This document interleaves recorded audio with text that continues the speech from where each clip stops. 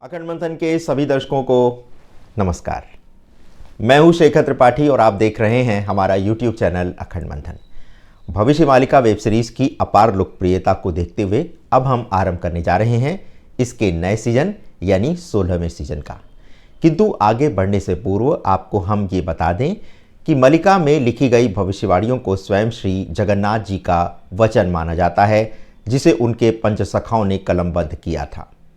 मलिका में लिखी भविष्यवाणियों को लेकर यह कहा जा रहा है कि 2024 से लेकर के 2030 के मध्य भारत समेत संसार भर में बड़ा परिवर्तन होने जा रहा है। अब ये परिवर्तन क्या इसी अवधि में होने वाला है या फिर जिन लोगों ने भविष्य मालिका को डिकोड किया है वे सही समय का अनुमान नहीं लगा पाए हैं। इसके लिए करनी होगी हमें समय की प्रतीक्षा। किंतु मालिका में जो भी जानकारियां प्रदान की गई हैं उन्हें हम अपनी पिछले सीजन यानी 15 सीजन में आपको दिखा चुके हैं। हम स्थान स्थान से मालिका से संबंधित भिन्न भिन्न साहित्य को एकत्र कर रहे हैं क्योंकि आप सभी की रुचि इसमें अधिक दिख रही है। तो इसीलिए आज से हम आरंभ करने जा रहे हैं भविष्य मालिका वेब सीरीज के 16वें सीजन का। मालिका के वचनों की ये संख्या 1.5 लाख से भी अधिक बताई जा रही है, जिसे समय समय पर विभिन्न भक्तों एवं कवियों द्वारा एकत्र किया गया है। इन्हीं में से एक भक्त कवि हैं सोमदेव। उन्होंने भी मालिका के गूढ़ वचनों को न सिर्फ खोजा बल्कि उसे डिकोड करने का कार्य भी किया। जैसा कि आपको हम अपने पिछले एपिसोड में बता चुके हैं कि मलिका में भगवान श्री जगन्नाथ के कई अवतारों का विश्लेषण किया गया है और इसी के साथ उनके पंचसखाओं के जन्म के विवरण के बारे में भी कई रोचक तथ्य प्राप्त होते हैं। तो इसी प्रकार से भक्त कवि सोमदेव ने जो विवरण प्रस्तुत किया है उसका उल्लेख अब हम करने जा रहे हैं। तो भक्त कवि सोमदेव का मानना है कि आने वाला समय यानी जो अब समय आने वाला है उस समय में 27 नक्षत्रों के स्थान पर मात्र 3 नक्षत्र ही शेष रहेंगे, बाकी के 24 नक्षत्र विलुप्त हो जाएंगे। इसका सीधा सा अर्थ यह है कि धरती ही नहीं बल्कि आकाश गंगा समेत संपूर्ण ब्रह्मांड में एक बड़ा परिवर्तन होने जा रहा है। वो लिखते हैं कि आने वाले समय में सप्ताह में 7 दिन नहीं बल्कि 2 ही दिन होंगे। वर्षा की कमी के कारण स्थान स्थान पर कृत्रिम वर्षा करानी पड़ेगी। सोमदेव ये भी बताते हैं कि जब युग परिवर्तन होने वाला होगा तब सागर का पानी और भी अधिक खारा हो जाएगा और इसमें से स्वर्ण धातु की गंध आने लगेगी। गाय के दूध के फटने से ही घी बन जाएगा। ब्रह्मांड की दिशा भी बदल जाएगी। प्रकृति में ऐसे ऐसे वृक्ष पैदा होने लगेंगे जिसमें से अमृत से भी अधिक मिठास होगी और सुगंध से ये वृक्ष परिपूर्ण होंगे। भारत में धर्म के विभिन्न संप्रदाय नष्ट हो जाएंगे। समुद्र के पानी में नमक की मात्रा कम होने लगेगी, इसीलिए लोगों को नमक नहीं मिलेगा या फिर बहुत कम नमक वाला भोजन करना पड़ेगा। सूर्य से अधिक गर्मी निकलने लगेगी और पापी लोग इस गर्मी को सहन नहीं कर पाएंगे। किंतु सूर्य के इस ताप का प्रभाव सत्य और धर्म के मार्ग पर चलने वालों के ऊपर नहीं पड़ेगा। धर्म पर चलने वाले लोगों के लिए गर्मी का कोई प्रभाव नहीं पड़ने वाला है उन पर, और उनके लिए सारे मौसम अमृत जैसे वातावरण के समान लगने लगेंगे। कई लाखों वर्षों से पृथ्वी अपनी धुरी पर घूम रही है, किंतु जब पृथ्वी अपने अक्ष पर झुकेगी तो उस समय प्रकृति में बड़े परिवर्तन देखने को मिलेंगे। संभवतः जिन 27 में से 24 नक्षत्रों के विलुप्त होने की बात कही जा रही है, ऐसी धरती के अपने अक्ष पर अधिक झुकने के कारण हो सकता है या फिर दोनों ध्रुव के परिवर्तन के कारण भी ऐसी घटना हो सकती है। सोमदेव ने तो सूर्य एवं चंद्र की गति की उल्टी होने की बात भी लिखी है, यानी सूर्य और चंद्र अपनी उल्टी दिशा या गति में चलने लगेंगे। सोमदेव तो यहाँ तक लिखते हैं कि 2020 के बाद मुस्लिम जैसे कोई धर्म नहीं रहेगा और सारी जातियां भी समाप्त हो जाएंगी। वे कहते हैं कि दो लोगों के अतिरिक्त कोई तीसरी जाति या धर्म नहीं होगा, यानी सनातन धर्म की स्थापना हो जाएगी पूर्ण रूप से। उनका यह भी कहना है कि जिस प्रकार से धर्म के 4 पांव होते हैं, उसी प्रकार से अधर्म के भी 4 पांव हैं जो धीरे धीरे पृथ्वी पर आने जा रहे हैं। उन्होंने तो ये भी चेतावनी दी है कि यदि मनुष्य ने अपनी बुद्धि का प्रयोग सकारात्मक अर्थों के लिए नहीं किया तो संपूर्ण मानव योनि को 84 लाख योनियों में जन्म लेना पड़ेगा और इस कारण से भी पृथ्वी से मनुष्यों की योनि समाप्त हो सकती है। सोमदेव ये चेतावनी देते हुए कहते हैं कि यदि ऐसा होता है तो लोग मुझे दोष ना दें, क्योंकि मैंने आप सभी को पहले से ही सावधान कर दिया है। इसी खंड में उन्होंने ब्रह्मा के विष्णु भगवान के नाभि कमल से पैदा होने एवं युगों की गणना का सूत्र का भी वर्णन किया है। वे ये भी कहते हैं कि काल पुरुष कली का संहार करने के लिए, अधर्मियों को नष्ट करने के लिए भगवान अवतार लेंगे। भगवान का जब अवतार होगा तो उनका रंग स्वर्ण के समान होगा और एक प्रकार से स्वर्ण से ही वे जन्म लेंगे।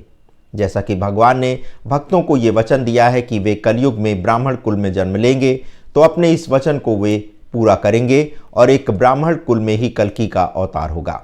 सोमदेव कहते हैं कि कल्कि भगवान नील वर्ण के होंगे, उनका चेहरा चंद्रमा के समान सुंदर होगा और उनकी भुजाएं काफी लंबी होंगी। उनके मस्तक पर ताज विराज रहा होगा और उनके हाथों में एक चमकती हुई तलवार होगी। वे कहते हैं कि भगवान के जन्म से पहले ही पृथ्वी पर अकाल पड़ जाएगा और लोग दाने दाने को मोहताज होने लगेंगे। उन्होंने अंजनी पुत्र हनुमान के भी प्रकट होने की भविष्यवाणी की है। वे कहते हैं कि कल्कि अवतार के पहले एक ब्राह्मण गृहस्थ दिल्ली की सत्ता पर शासन कर रहा होगा। उस समय भारत की प्रत्येक दिशा में अराजकता छाई होगी। सोमदेव का यह भी कहना है कि जब संसार के सारे राजा नष्ट हो जाएंगे और काल की गति समाप्त होने लगेगी, तब भगवान कल्कि का अवतार होगा। वे ये भी कहते हैं कि जब पृथ्वी पर पाप का भार अधिक बढ़ जाएगा तो उस पाप के भार से पृथ्वी को उबारने के लिए भगवान का जन्म होगा और इसी समय बहुत भयानक युद्ध होगा। इसी युद्ध में सभी पापियों का संहार भी होगा। उन्होंने ये भी लिखा है कि भारत की भूमि संसार की सभी भूमियों से अधिक पवित्र है, किंतु पाप बढ़ने पर यहाँ की भूमि भी रक्त रंजित होगी और भारत में युद्ध को रोका नहीं जा सकेगा।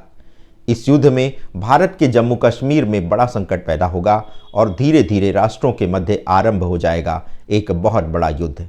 ये युद्ध विश्व युद्ध में भी बदल सकता है। इस महायुद्ध में इतने लोग मारे जाएंगे कि गिनती करना मुश्किल होगा, यानी इसकी गणना करना दुष्कर हो जाएगा। इस महायुद्ध में भारत को भी बड़ी हानि उठानी पड़ेगी।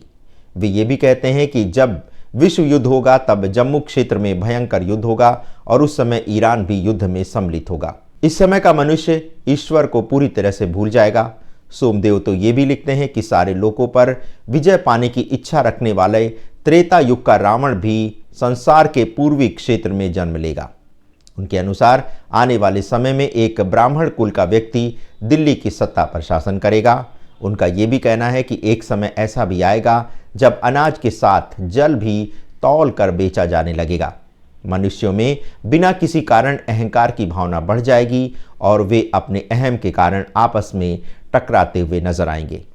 तो दर्शकों, सोमदेव की इसी भविष्यवाणी के साथ हम आज के एपिसोड का समापन करते हैं, किंतु हम आपसे भी जानना चाहते हैं कि भविष्य मालिका में लिखी हुई जो भी भविष्यवाणियाँ पिछले 15 सीजन में हम आपको लगभग 150 एपिसोड के माध्यम से आपके समक्ष हम प्रस्तुत कर चुके हैं, और हमसे सभी दर्शक ये प्रश्न पूछते हैं कि हम संसार के समापन की बात कर रहे हैं, संसार के विनाश की बात कर रहे हैं, युद्ध की बात कर रहे हैं, अकाल की बात कर रहे हैं।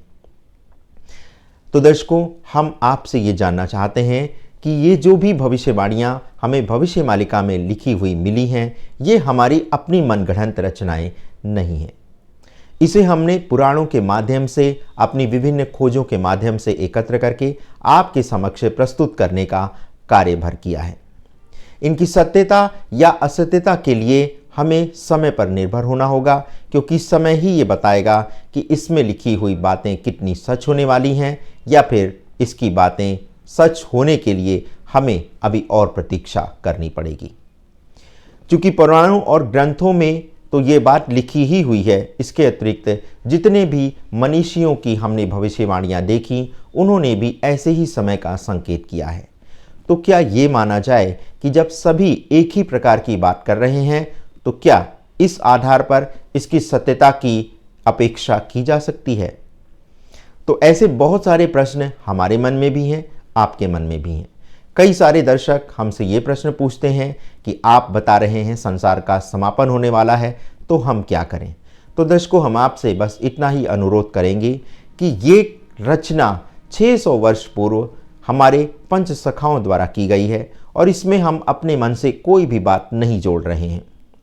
इसी प्रकार से अगर आप दक्षिण भारत के स्वामी श्री वीरेंद्र ब्रह्मस्वामी की भविष्यवाणी को देखें तो उन्होंने भी कुछ इसी प्रकार की बात कही है। इसी तरह माओदास की भविष्यवाणी में भी हमें इसी प्रकार की बात मिलती है। गुजरात के संत मामेदेव की भविष्यवाणी में भी हमें इसी प्रकार के समय आने का संकेत मिल रहा है। भविष्य पुराण में भी इसी प्रकार की बात लिखी गई है। इस प्रकार न जाने कितने ऐसे उदाहरण हैं जिसके द्वारा हम आपको ये बता सकते हैं कि सभी में एक ही जैसी बात क्यों लिखी गई है।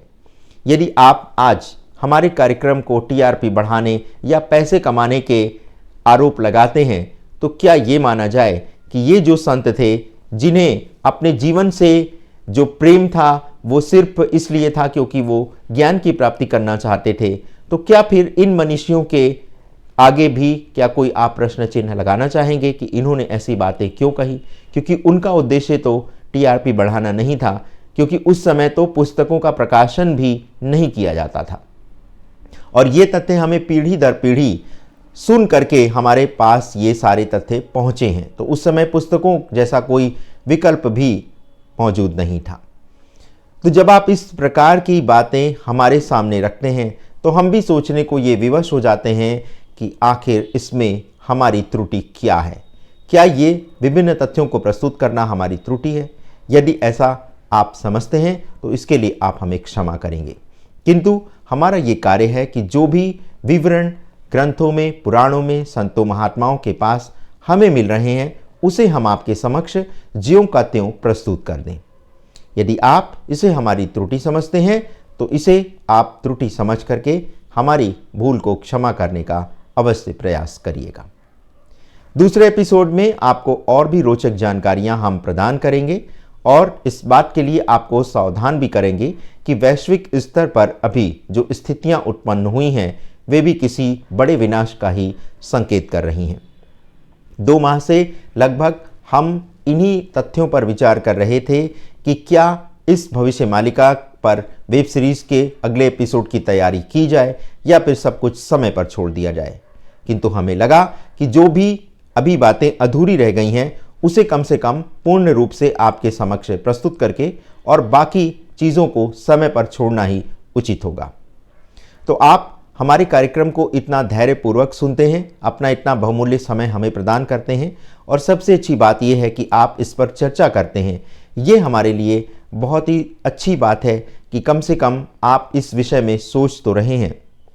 किंतु जहाँ तक हमने अपनी जो रिसर्च की है, अपना जो शोध किया है, उसके माध्यम से हमें यही ज्ञात हुआ है कि इस प्रकार की भयभीत करने वाली बातें संतों महात्माओं या पुराणों में इसलिए लिखी गई हैं ताकि मनुष्य को सावधान किया जा सके कि वो अपने समय को व्यर्थ ना गंवाए और जिस के लिए उसका जन्म हुआ है उस उद्देश्य की प्राप्ति वो अवश्य कर ले। क्योंकि आप तो जानते हैं कि 84 लाख योनियों में मनुष्य ही एक ऐसी एक तरह से जाति है जिसको बुद्धि मिली है, भावनाएं मिली हैं और उसको व्यक्त करने की उसको एक तरह से कला भी मिली है। तो इसी कारणवश हो सकता है कि ये संत महात्मा हमें समय के लिए सावधान कर रहे हों कि हम अपना समय जो है व्यर्थ ना गंवाएं। तो आप हमारे इस आशय को समझते हुए अब से अपना समय ईश्वर की प्राप्ति के मार्ग में लगाएंगे और आशा करते हैं कि ईश्वर भी आपके इस सहायता करेगा इस मार्ग पर चलने में। धन्यवाद। बने रहें और देखते रहिए बहुत ही शीघ्र हमारा इस 16वें सीजन का दूसरा एपिसोड कुछ नए तथ्यों के साथ। तब तक के लिए हमें अनुमति दें। धन्यवाद। नमस्कार।